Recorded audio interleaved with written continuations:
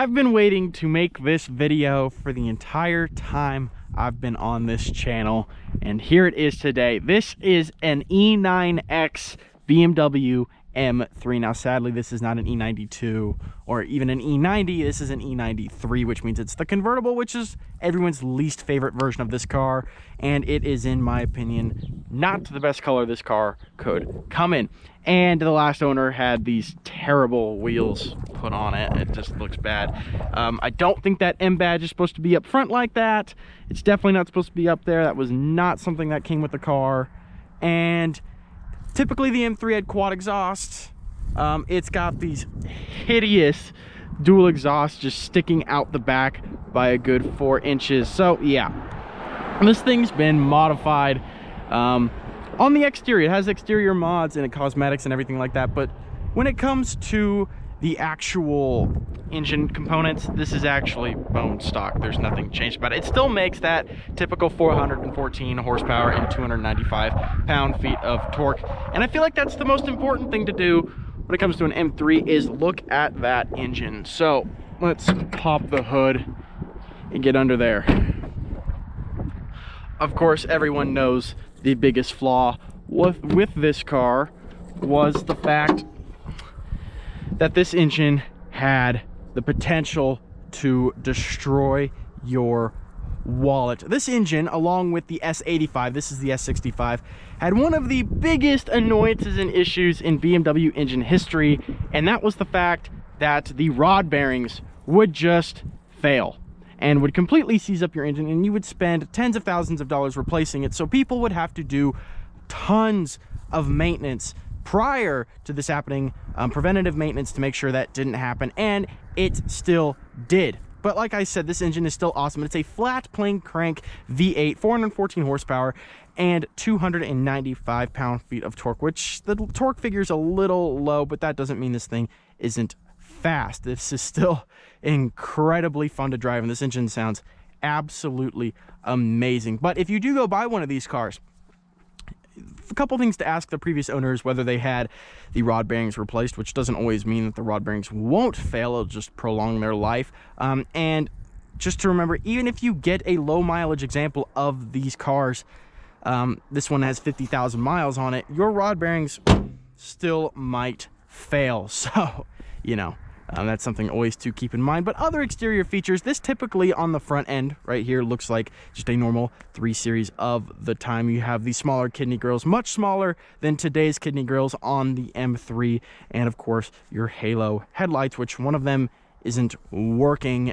It's got tons of air lights on in the dash. But anyways, you have wider haunches and wider fender flares for the M3 as well. And you also have the M mirrors with kind of the wing look, and then you could stick your hand through there like that. Then when you open them, it's not like the current ones. They look a little different, but as you can see, you can fit your hand through there. The M3, at least this one, doesn't look that different from a typical 3 Series. Again, I hate those exhaust pipes. They just ruin the entire rear end look of the car. I thought it looked so much better with the quad exhaust. But let's get hopping into the interior and see what's going on in there. This is not like BMW of today. When you get into the interior, you'll see a bunch of stuff. Of course, starting with this down here, this is BMW's 7-speed Smg transmission that they used at the time. It is pretty fast when you have the settings on it cranked all the way up, which you can do using this button right here. There was also an optional 6-speed manual, which I would have rather had in this car instead of this 7-speed Smg. It's not that bad. It is a really quick transmission, regardless of what people say, and it can be fun. Just the 6-speed manual would be tons funner. And then you have, of course, the paddles for that on the back. M3 gauges and dials right here. You have your light indicators for shifting. Very old generation of iDrive right here. Still good though. Bluetooth audio. You can view all your vehicle info and everything through here. It's not bad. It's just a little older.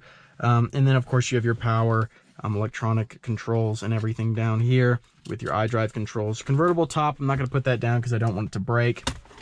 And then your center console, which is pretty dirty. One of the most annoying things I find for like comfort features is the fact that the cup holders just aren't in the center. They're up here, but who cares? This car is way too fun to drive to give a crap about that. Dual zone climate control, door locks, you know, everything normal in the center. There is a bunch of plastic in this car compared to BMWs of today. It just is not as nice, but there is still a bunch of nice materials. This carbon fiber looking material right here that has managed to peel off on the driver's side door. I don't know if you can see that, but leather armrest, leather consoles. The seats are super nice and comfortable too. Overall, it is a nice interior. I don't have any problems with it. It just has aged quite a bit compared to the newer ones. Even the F80 M3 looks far better in the interior than my opinion. But what I like about this is how eclectic and nostalgic this looks. This era BMW wasn't the highest of quality, but it does still provide a nice look and kind of shows you what it was like back in the day. And I'm going to start it, and I'm going to show you what this thing sounds like. So it's got a weird idle that I've noticed.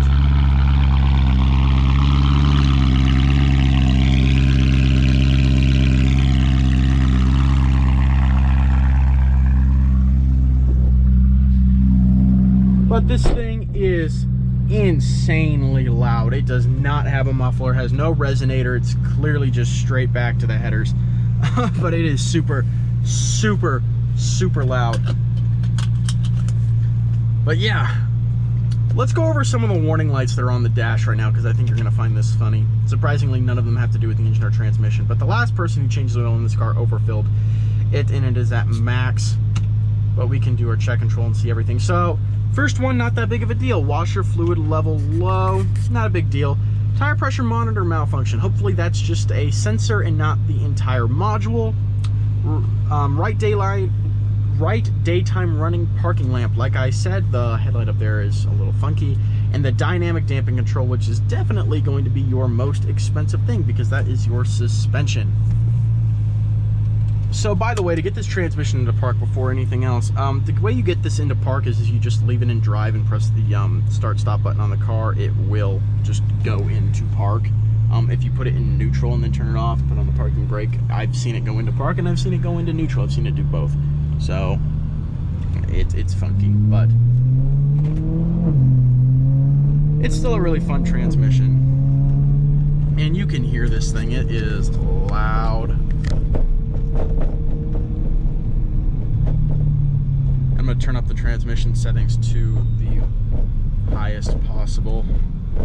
And we're not going to take the long route because I'm honestly very terrified to drive this car in general.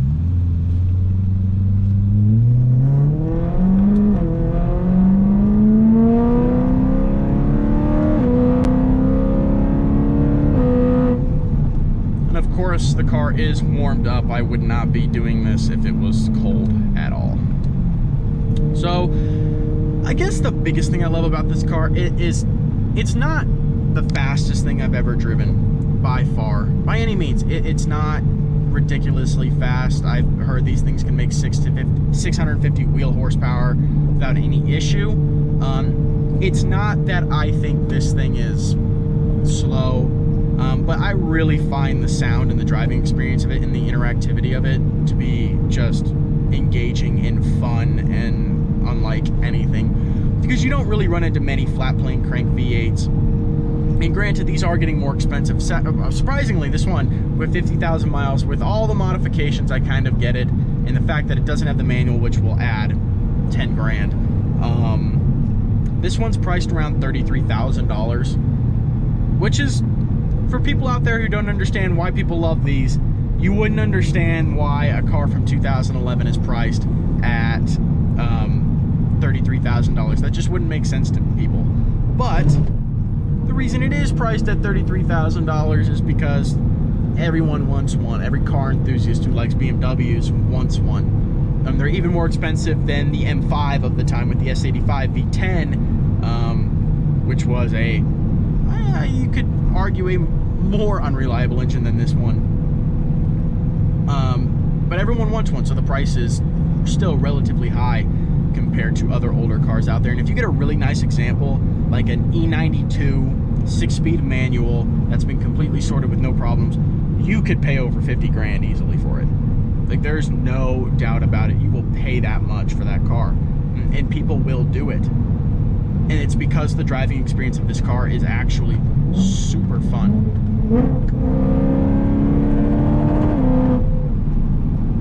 And it still manages to steer well in turns. It's got a shimmy, as you can see. If you're looking at the steering wheel right now, it shakes. It means it's got alignment issues, and they're not great. But and to fix this car would probably cost you a couple grand to get this thing fully sorted. And it's a convertible, so it's not even the one that everyone wants. But that doesn't mean it's still not a nice car, because you just downshift and it sounds so nice.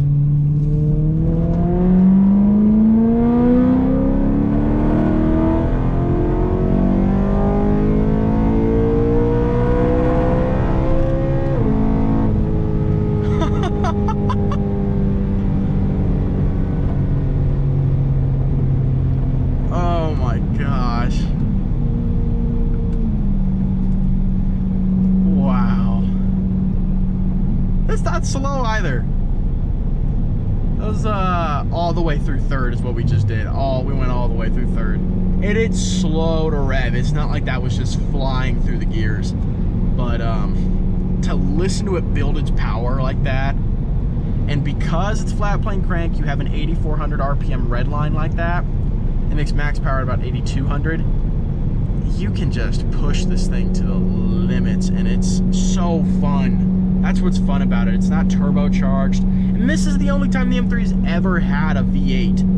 2007 to 2013, first time BMW ever put a V8 in their car, and the last time BMW ever put a V8 in this car. And this engine, along with the S85, was just not normal. It wasn't like the other BMW engines out there. And its predecessor was far more reliable, but it's still such a fun car, and the engine's incredible. It puts down enough power for the car's weight.